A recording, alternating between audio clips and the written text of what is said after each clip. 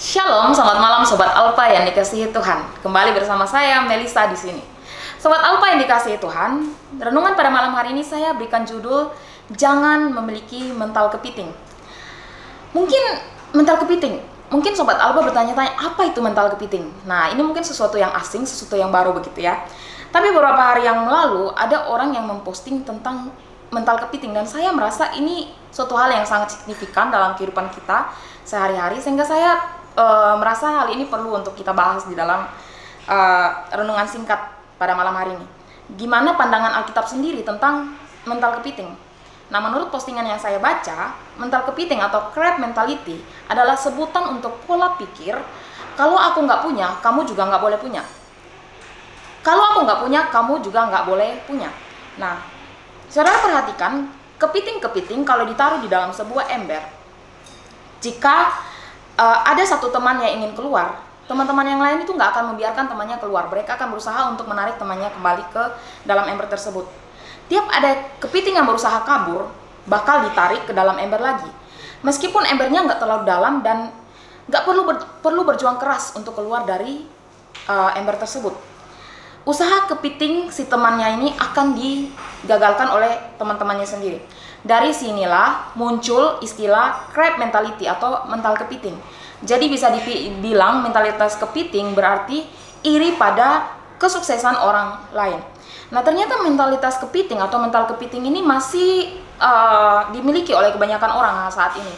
Sehingga saya pikir tema ini atau bagian topik ini sangat penting untuk kita bahas di dalam renungan singkat Alpha malam ini. Mengapa saya bisa katakan banyak orang masih memiliki mentalitas kepiting? Karena apa? Karena masih banyak orang di luar sana atau bahkan mungkin kita sendiri, ketika ada orang lain sukses, kita nggak terima, kita nggak senang. Kita akan berusaha cari, orang itu akan berusaha mencari cara untuk menggagalkan usaha temannya. Bahkan dia bisa bekerja sama dengan orang-orang lain yang belum sukses sama dengan dirinya untuk menggagalkan rencana temannya. Nah, di satu sisi ini mungkin kesannya oke lah, kayak kita boleh berpikir positif. Janganlah begitu, kita nih teman, kita nih berjuang sama-sama. Kenapa sih kamu mau sukses duluan? Kenapa sih kamu mau keluar duluan dari keterpurukan ini, dari dalam ember ini gitu ya? Harusnya kita tuh sukses bareng-bareng, jangan egois gitu. Tapi sebenarnya ini bukan suatu hal yang baik. Orang yang punya mental kepiting atau crab mentality ini sebenarnya punya rasa iri hati. Jadi base atau dasar dari crab mentality adalah rasa iri.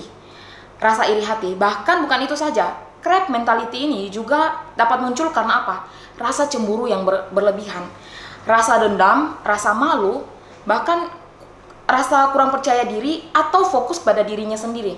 Dia kan orang yang fokus pada dirinya sendiri itu akan memiliki yang namanya crab mentality. Atau bisa jadi dia punya jiwa kompetitif yang sangat berlebihan sehingga dia nggak suka ada orang lain yang lebih sukses dari dirinya. Jadi ketika ada temannya yang sukses atau ada temannya yang lebih baik dari dia akan berusaha untuk menjatuhkan temannya ini. Dia mulai cari cara untuk menggosipkan temannya atau cari cara untuk bersama dengan teman-teman yang lain. Wah, gimana sih dia bisa sukses? Apakah dia pakai pelet dan lain sebagainya? Padahal orang ini punya usaha yang keras sehingga dia bisa sukses. Nah, ini adalah mentalitas kepiting atau crab mentality. Nah, Sobat Alpha, boleh nggak kita punya mentalitas kepiting? Atau boleh nggak kita punya crab mentality ini? Dan apa kata firman Tuhan sendiri tentang crab mentality? Mari kita buka Alkitab kita di dalam Yakobus, pasalnya yang ketiga, ayatnya yang ke-16.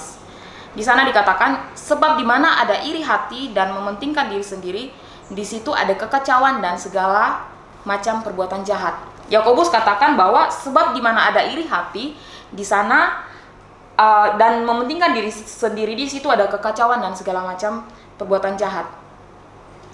Jadi iri hati sendiri menurut Alkitab adalah sangat berbahaya. Ingat ya, iri hati menurut kata Alkitab sangat-sangat berbahaya. Karena apa? Iri hati dapat menimbulkan atau mengakibatkan kekacauan dan segala macam perbuatan jahat. Orang yang hatinya dipenuhi dengan iri hati bisa dipastikan jarang sekali dia mengucap syukur. Karena apa? Yang ada pada dirinya hanyalah perasaan insecure. Tahu ya, insecure atau perasaan gak aman. Jadi ketika dia melihat orang lain sukses, dia akan mengatakan dalam hatinya, loh, dia kok sukses sih? Dia kok diberkati Tuhan? Kita kan sama-sama orang Kristen, dia kok lebih sukses daripada aku gitu ya. Padahal kita dulunya bareng-bareng, kita dulunya sama-sama, tapi kenapa dia sukses lebih duluan? Orang yang seperti ini dalam hatinya itu nggak akan ada damai sejahtera, sama sekali nggak ada damai sejahtera. Akhirnya dia akan mencari cara untuk menjatuhkan orang lain atau menjatuhkan temannya yang sukses lebih dulu dari dia. Nah sobat Alfa yang dikasihi Tuhan, jangan sampai ada di antara kita yang punya mentalitas kepiting. Jangan sampai kita iri pada kesuksesan orang lain. Nggak apa-apa, mungkin hari ini dia sukses, besok atau lusa itu mungkin bagian kita. Tuhan tuh udah atur semuanya dengan caranya Tuhan sendiri. Jadi jangan sampai kita iri pada kesuksesan orang lain. Kalau kita iri, sampai kapan kita mau bareng-bareng terus dalam ember itu? Sampai kapan kita mau terpuruk terus dalam suatu keadaan yang susah? Mungkin ketika teman kita sukses, ketika dia keluar lebih dahulu dari keterpurukan itu, bisa saja kita terpacu untuk, oh gimana ya cara temanku itu sukses? Kita akan mencari cara, wah kita akan sama-sama saling mendukung untuk keluar dari keterpurukan itu. Jadi jangan sampai kita punya rasa iri hati, punya mentalitas kepiting itu ketika teman kita sukses. Belajar mendekatlah kepada Tuhan. Ketika kita belajar untuk mendekatkan diri pada Tuhan, kita nggak akan punya mentalitas kepiting itu. Jangan sampai kita punya mental kepiting.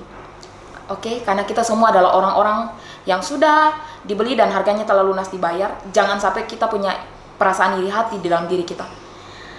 Mari punyalah rasa syukur di dalam diri kita, maka kita nggak akan punya rasa insecure, rasa nggak aman. Kita nggak akan terusik ketika orang lain sukses terlebih dahulu. Demikian firman Tuhan pada malam hari ini. Salam buat kita semua Sobat Alfa, Tuhan Yesus memberkati.